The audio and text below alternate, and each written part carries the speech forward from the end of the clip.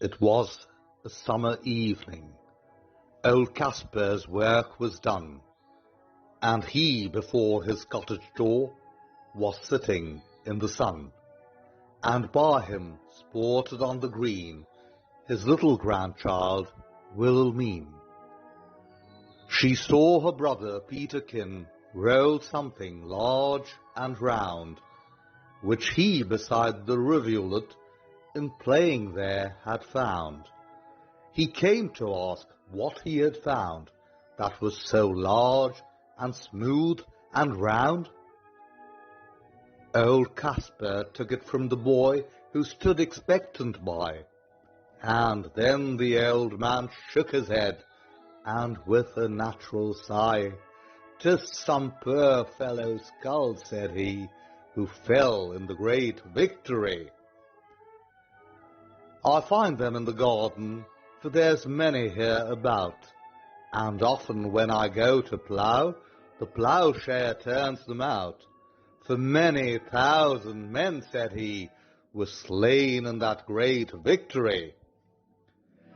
"Now tell us what was all about, young Peterkin," he cries, and little Wilhelmine looks up with wonder-waiting eyes. "Now tell us all about the war, and what they fought each other for."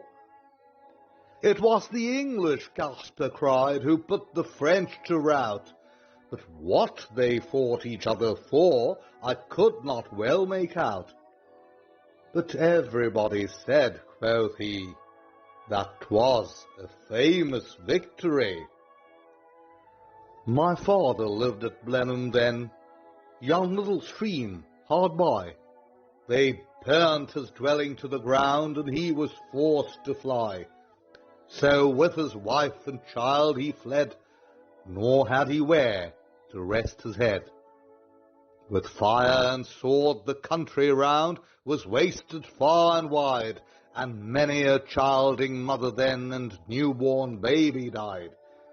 But things like that, you know, must be at every famous victory. They say it was a shocking sight after the field was won, for many thousand bodies here lay rotting in the sun. But things like that, you know, must be after a famous victory. Great praise the Duke of Marlborough won, and our good Prince Eugene. "Why, 'twas a very wicked thing," said little Wilhelmine.